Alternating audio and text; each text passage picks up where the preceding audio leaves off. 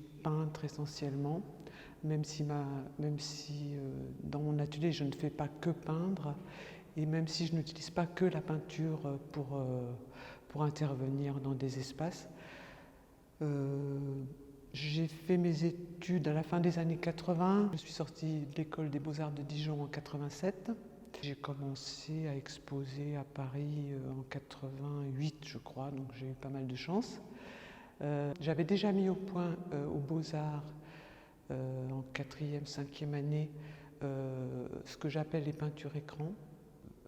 Une peinture qui ne bouge pas la toile, une toile qui est semi-transparente et un cadre sur lequel est collée la peinture, ce qui fait qu'on a un objet et qui n'est pas forcément au mur, qui peut voyager, qui peut aller dans l'espace d'une salle, qui peut être suspendu, qui peut être posé, qui peut être en appui. Assez vite, j'ai connu Gottfried Honegger qui s'est intéressé à mon travail, je crois, tout début des années 90. Il avait repéré une peinture écran qui était exposée chez Claire Burrus à Paris. Et c'est comme ça que j'ai rencontré. Donc, mon travail a vite intégré la collection de l'espace de l'art concret, avec cette grande peinture noire, peinture écran donc noire, qui sera exposée là pendant cette exposition au rez-de-chaussée, c'est ça. Très vite, on a choisi une salle ensemble où j'allais faire une intervention architecturale, c'est-à-dire qui prend en compte tout l'espace de la salle à l'échelle de cet espace. Et je me suis orientée vers les lisses. Les lisses qui sont faites avec des fils de laine et de coton verticaux. En général, ils sont fixés au plafond. Voilà, j'ai pu en faire dans des endroits qui étaient très très hauts comme des églises. Et ils sont lestés en bas avec un plomb. Ils ne touchent pas le sol, ils sont assez libres, espacés régulièrement. Donc c'est ce que j'appelle les lisses. Et ça m'intéressait justement parce que dans la collection, je ne suis représentée que par des peintures écran, de proposer un autre de mes outils d'investigation. Voilà. Avec les lisses, j'ai plein de configurations possibles. Les fils donc forment des espèces de rideaux à travers lesquels on peut voir, bien sûr, comme les peintures écran, et ça forme une chaîne, une trame qui strie l'espace de traits fins colorés. Donc, suivant le support sur lequel les fils sont accrochés, les lisses peuvent être rectilignes, donc perpendiculaires ou parallèles au mur et aux limites de l'espace, ou alors elles peuvent s'inscrire sur des supports qui sont courbes, s'attacher sur des supports qui sont courbes. C'est ce que j'ai choisi ici. Donc c'est composé de 4 cercles, et le cercle le plus étroit laisse quand même un bon périmètre pour passer. Ces cercles ne sont pas complets. Ce qui m'intéresse, c'est toujours la circulation, le fait de pouvoir bouger, regarder tout en se déplaçant.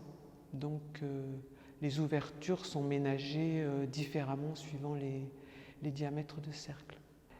J'avais envie qu'on puisse s'y installer, voilà, à réserver le centre de cet espace pour éventuellement s'y arrêter.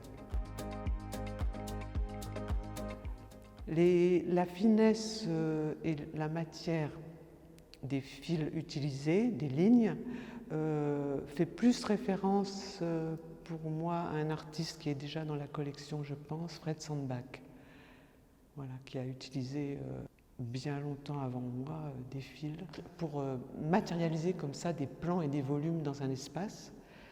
Chez lui, les fils sont tenus au sol et au plafond, il y a une espèce de tension.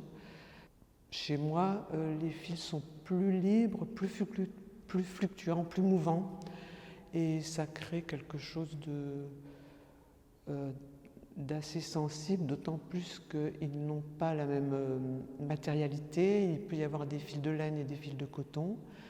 Les couleurs, si je choisis du vert, je vais choisir beaucoup de nuances de vert.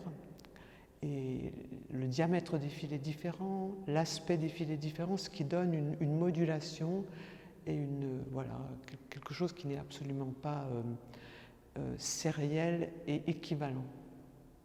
Donc ce qui accompagne ces lisses, c'est-à-dire ces fils espacés régulièrement, ce sont les traits que j'ai tracés au mur avec un rythme assez différent. Avec un crayon aquarellable, ils vont du plafond jusqu'au sol et quand je les trace, j'ai une façon de tourner mon crayon qui fait que ces traits sont assez tremblés, on va dire. Et c'était évidemment un écho aux lisses, mais en même temps, étant donné qu'ils n'ont pas du tout le même rythme, ils fonctionneraient plutôt comme des espèces d'ombres ou de fantômes ou de rappels. Ça n'est pas une continuité, pour moi c'est une autre intervention qui est en complémentarité. C'est presque une autre pièce, mais qui se mélange extrêmement avec la première. Et j'appelle ça, ces interventions comme ça sur les murs, j'appelle ça les traits sensibles. Voilà.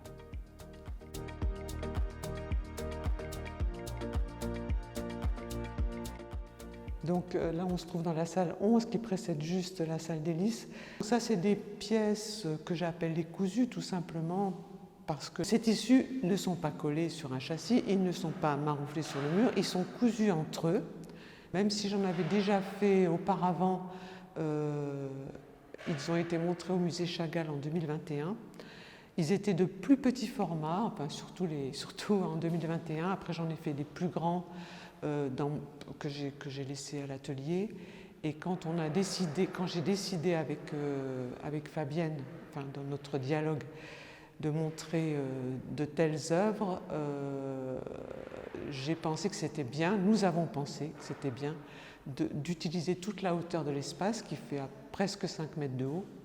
Donc ces deux cousus-là, je les ai faits pour ici, de façon à prendre vraiment, comme les lisses à côté, l'espace dans son ampleur, hein, et répondre au paysage qu'on voit à travers les fenêtres et qui prend toute la salle. Il fallait être à cette échelle-là. Dans toutes les autres salles, j'ai choisi des pièces qui sont en regard avec d'autres œuvres de la collection. Donc il y a deux chemins parallèles, c'est-à-dire il y a déjà qu'est-ce que je peux montrer de mon travail qui soit une réponse aux œuvres qui sont déjà dans la collection et qui ne soient pas redondants, surtout qui ne soient pas redondants, et de mes recherches actuelles. Et qu'est-ce qui peut aussi compléter les œuvres de la collection et apporter quelque chose qui peut avoir une sensibilité différente de l'art concret tel qu'on peut se le représenter. C'est-à-dire en fait essayer d'élargir cette notion d'art concret. Que certaines pièces de la collection ne sont absolument pas ni froides ni conceptuelles, par exemple. Donc c'est vrai que dans cette donation, chaque salle est caractérisée essentiellement par la vue que l'on a des fenêtres. Et dans cette salle, la vue est une vue rapprochée parce que les arbres sont très près. Donc nous avons décidé avec Fabienne de mettre là ce que j'appelle les peintures collages. C'est-à-dire c'est le tissu peint qui est marouflé directement sur le mur. Il y a un rapport de proximité aussi avec le mur. Et ce ne sont pas n'importe quelle peinture collage, j'appelle ça les non prémédités. C'est la première fois que je les montre, donc c'est aussi une première finalement, tout comme les deux grands cousus. Ce sont en fait tous les essais, les tests que je peux faire à l'atelier sur des formats moyens, petits moyens, en gros 120, 100 par 100, 120 par 120. J'ai besoin pour ça de faire un certain nombre de tests et je les ai conservés, c'est-à-dire qu'une fois qu'ils ont été peints, je les ai découpés, je les ai roulés en me disant que j'allais en faire quelque chose un jour. Et c'est le moment de montrer ça, je pense, pour amener aussi quelque chose qui est encore plus sensible et plus de l'ordre de la recherche, et quelque chose où la main est importante, voilà, où le faire est important. Voilà. Et on l'a mis avec Fabienne en regard d'un petit tableau, d'une petite étude de Kupka. Magnifique. Donc en dehors du grand monochrome noir de 91, je crois, qui est en entrant dans la donation, il y a quelques tableaux aussi que nous avons choisis pour cet accrochage, qui résonnent certainement un peu plus avec les tableaux d'Aude Bertrand. Alors ceux-ci, ils sont beaucoup plus petits que ceux que je présente habituellement. Hein. Ils font 70 par 70, pour moi c'était encore plus réduit. Et j'ai vraiment pensé à certains tableaux de la collection en les faisant, et en particulier aux femmes artistes qui sont représentées dans cette collection, comme Verena Loensberg ou Aude Bertrand. Alors là, on se trouve devant une œuvre que j'ai appelée Japanese Touch, parce que je feuilletais un livre sur l'architecture japonaise, enfin les intérieurs des maisons japonaises plutôt, et j'ai dû tomber sur ce terme que j'ai trouvé assez drôle. C'est une œuvre qui, contrairement aux autres, amène un regard plongeant et une œuvre à l'horizontale. Voilà, c'est une façon d'avoir une autre posture et un autre regard. Et c'est un clin d'œil aussi, bien sûr, aux tatamis qui sont dans les maisons. Enfin, je me suis inspirée de la disposition des tatamis avec ces rectangles de tissu qui sont libres, qui sont juste posés sur une planche de bois. Et j'ai repris des fils, le fil de coton très fin, ça c'est des fils à broder, tous du même calibre cette fois, des jaunes et des noirs qui répondent aux couleurs des tissus, et qui font une trame qui se superpose à cette disposition. Bien sûr, j'ai pensé au Mondrian, avec son usage des scotch qu'il déplaçait quand il faisait ses tableaux, avec comme ça cette recherche d'orthogonalité, de rapprochement, de distance. Voilà.